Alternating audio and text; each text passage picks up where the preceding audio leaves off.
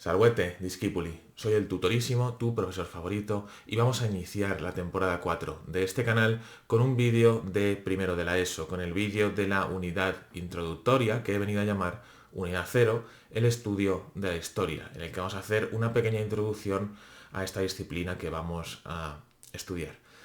En este vídeo y en los próximos que vendrán vamos a utilizar los materiales que tenemos en clase, que son la presentación y los apuntes. Recordad que todos ellos los podéis consultar o conseguir en el aula virtual correspondiente. Así que sin más dilación, vamos a ello. Y aquí estamos con la presentación de la unidad 0, el estudio de la historia. Vamos a empezar y vamos a ver que, lo primero que vamos a estudiar es qué es la historia, cómo se trabaja en la historia, o sea, cómo se lleva a cabo la investigación histórica, qué se hace con las fuentes históricas y vamos a ver qué son y qué tipos hay. Por lo tanto, vamos a empezar con definiendo qué es la historia, qué es nuestra disciplina. La podemos definir como la ciencia que investiga cómo vivían las personas en otras épocas, evidentemente épocas del pasado, y cuáles son los hechos más destacados del mismo. O sea, vamos a echar la cabeza atrás y vamos a mirar qué es lo que han hecho todos nuestros antepasados, y todo esto sirve para saber o para comprender por qué el mundo hoy en día es como es. Aquí os he traído una obra del que se considera el primer historiador, que es Heródoto, que es un autor griego, y de hecho su obra se llama Historias, por eso nuestra disciplina se llama así. ¿Cómo se investiga la historia? ¿Cómo se trabaja la historia? Se hace a través del análisis de las fuentes históricas. ¿Qué son las fuentes históricas? Son todos aquellos restos y testimonios que han dejado nuestros antepasados y que nosotros pues, podemos observar o podemos investigar. Y fuentes históricas hay de muchos tipos. Para ello las vamos a clasificar de dos maneras. Uno, según la relación temporal que tengan con el pasado, o sea, según la distancia, ahora lo veremos, del hecho que narran. Y la segunda, según el tipo de información que nos proporcionan o la propia naturaleza de la fuente histórica. Por lo tanto, empezando por este lado, según su relación temporal con el pasado, podemos distinguir dos tipos, primarias, aquí arriba, y secundarias.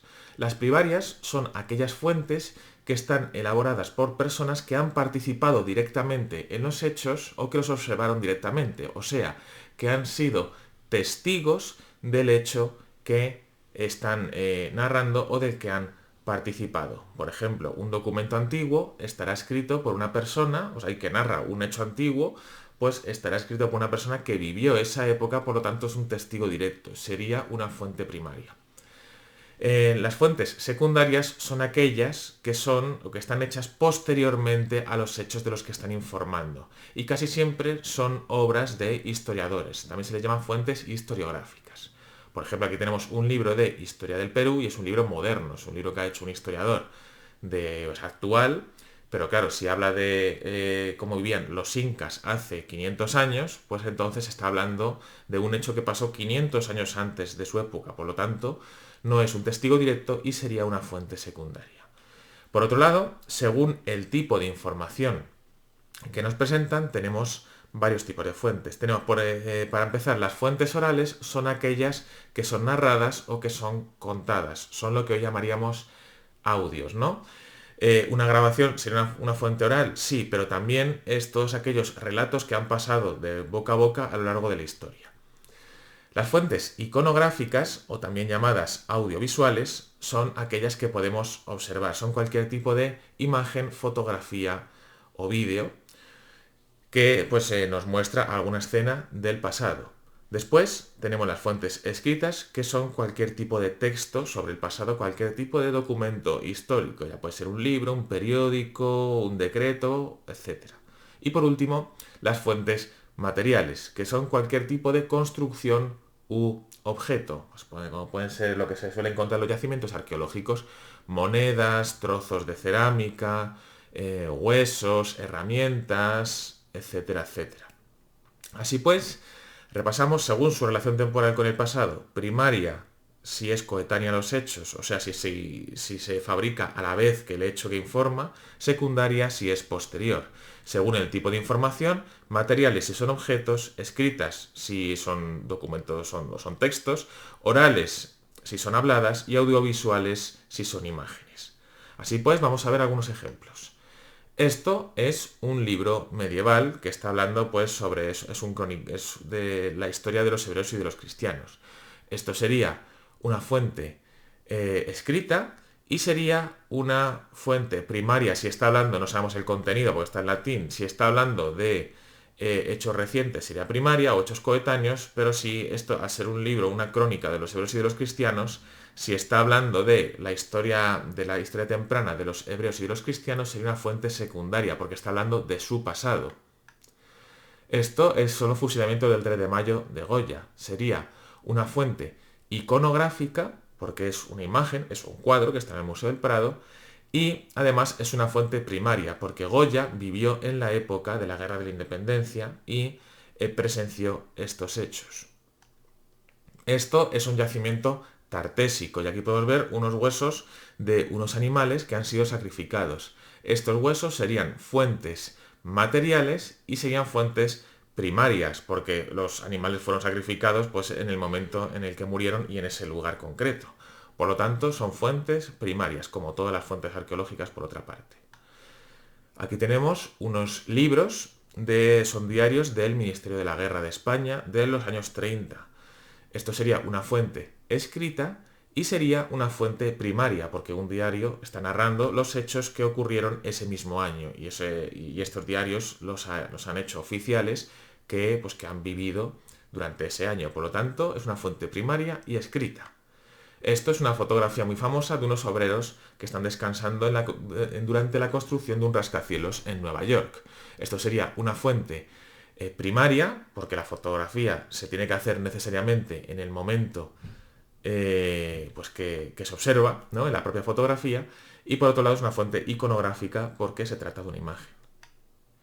Esto, que es un libro de texto de historia, es una fuente escrita porque es un texto, pero es una fuente secundaria, porque aquí está hablando, en este caso, por ejemplo, de la literatura grecolatina; por lo tanto está hablando de 2000 años antes, como mínimo, de los hechos que está narrando, porque esto es un libro actual. Y por último, esta escultura, que es de Benvenuto Cellini y está en Florencia, creo recordar, hecha de bronce, y es Perseo con la cabeza de Medusa. Es una fuente primaria, aunque se podría argumentar que es secundaria, porque los hechos mitológicos, si bien no son ciertos, han ocurrido, hubiera ocurrido en la Grecia antigua, ¿no? Sería pues 1500 años antes, 2000 años antes del autor. Se puede considerar también secundaria, y sería una fuente material, porque es una escultura. Bueno, pues yo creo que con esto ya hemos visto varios ejemplos y ya podemos distinguir si una fuente histórica es primaria o secundaria, o qué tipo, si es oral, iconográfica, escrita o material. Lo siguiente que vamos a ver son las ciencias auxiliares de la historia. La historia está compuesta por muchos tipos de investigación, y hay una serie de ciencias o un grupo de ciencias que ayudan, que auxilian a la historia a la hora de aportar nueva información, ¿no?, de aportar nuevas fuentes históricas. Hay un montón, pero vamos a ver las más importantes. Son las siguientes. 1.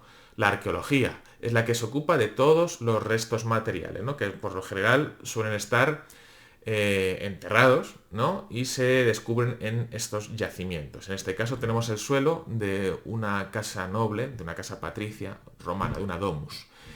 Y esto lo estudia la arqueología. Estos son arqueólogos. Después tenemos la genealogía, que investiga todos los ascendientes y descendientes de una persona, o sea, los lazos familiares. Y en este caso os he puesto un árbol genealógico de los dioses griegos, ¿no? Aquí podemos ver, pues si tomamos a Zeus como referente, pues que tenía varios hermanos: Poseidón, Deméter, Hestia y Hades, así como Hera, que además era su mujer. Tenía unos ascendientes, que son los titanes, Cronos, Rea, Gea, Urano, etc. Y luego va a tener una descendencia pues muy prolífica, ¿no? Pues entre héroes y dioses va a tener muchísimos hijos: Hefesto, Ares, Dionisio, etcétera, etcétera. Todos estos ascendientes y descendientes lo estudia de un individuo, lo estudia la genealogía. La paleografía estudia todos los documentos antiguos escritos en soporte blando, ¿no? O sea, escritos en papel o en papiro, etc. Y es una disciplina muy interesante porque esto, por ejemplo, que es castellano antiguo, pues hay que saber qué significan hay que saber leer la caligrafía, sobre todo antigua, ¿no? Porque existen muchísimos tipos de escritura, o han existido muchos tipos de escritura a lo largo de la historia. Y para que os hagáis una idea, este texto está en castellano, ¿no? Yo, el rey, no sé cuántos. No sé qué, mucho, saluda, no sé qué. No sé leerlo esto. No, o sea, unas palabras sueltas sí. La epigrafía va a estudiar algo parecido, va a estudiar las inscripciones, que son textos pero escritos o tallados, en este caso grabados, en soporte duro. Esto es una inscripción en lengua griega antigua que se encontró en Egipto, pero está escrito en piedra, por lo tanto la ciencia que lo estudia es la epigrafía. Las monedas, que también se suelen encontrar mucho en yacimientos arqueológicos, las va a estudiar la numismática. Estos son monedas chinas. Los mapas, tanto su estudio como su elaboración, los estudia la cartografía, ¿no? Y aquí tenemos el famoso mapa de Al-Idrisi, que es de la plena Edad Media, y es un mapa del mundo conocido que tiene la particularidad que está volteado, ¿no? Para nuestros estándares. Aquí tenemos arriba el sur y abajo tenemos el norte, ¿no? Esto sería para como referencia la península ibérica. La heráldica estudia los escudos de armas y todo su simbolismo. Esto suele ser sobre todo a la hora de estudiar los linajes o las grandes familias aristocráticas o reales. Y la sigilografía estudia los sellos, ¿no? Que los sellos son esto que veis aquí, no los sellos de las cartas, sino, o sea, lo que usamos hoy en día para cartear, bueno, que se usaba, porque ya no se usa hoy en día para cartearnos, sino sobre todo los sellos que marcaban la autenticidad de los documentos, que son únicos. Y por último vamos a ver cómo se mide el tiempo o el tiempo histórico, porque en historia es fundamental datar las fuentes históricas, o sea, ubicarlas a lo largo de la historia, ubicarlas en el tiempo. Si bien cada civilización ha tenido su propia manera de datar el tiempo, la que se ha impuesto hoy en día y que se puede considerar que es universal es la era cristiana o también llamada la era común. En ella, ¿cuál va a ser la referencia? Esto que veis aquí, que es el año 1, que corresponde con el nacimiento de Jesús de Nazaret o Jesucristo. Que por cierto, Jesucristo, esto cuando se estableció este año como el año 1, luego se ha demostrado que es incorrecto, ¿no? Esto lo hizo un monje del siglo IV que se equivocó porque realmente Jesucristo nació unos cuantos años antes, pero bueno, para datar el tiempo nos sirve. Por lo tanto, todos los años que hayan ocurrido después del nacimiento de Cristo se notan como D.C., o sea, después de Cristo, nosotros estamos en el año 2022 después de Cristo, y todo aquello que ocurrió antes y que vamos a ver en primero de la ESO, ¿no? Casi todo va a ser antes de Cristo, pues se denota A.C. antes de Cristo. También se le puede llamar era común si no queremos darle esa connotación religiosa. Y bueno, pues en base a esto se ha realizado tradicionalmente, si bien esto no es muy preciso, pero tradicionalmente se ha estudiado la historia en 5 grandes periodos, ¿no? Y esos 5 grandes periodos pues son estos que tenemos aquí con sus correspondientes fechas y grandes eventos históricos que digamos que los separan. Pero ojo, esto no hay que tomarlo de una manera absoluta, ¿vale? Así pues, estos 5 grandes periodos van a ser la prehistoria, la historia antigua, la historia medieval, la historia moderna y la historia contemporánea. En primero de la ESO se estudian los dos primeros, prehistoria e historia antigua.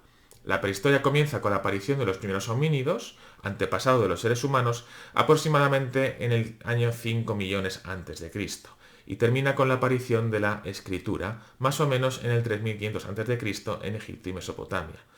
En el resto de países, bueno, de zonas donde no surgió la escritura, continuaron la prehistoria. Por eso esto hay que tomarlo con un poco de cuidado.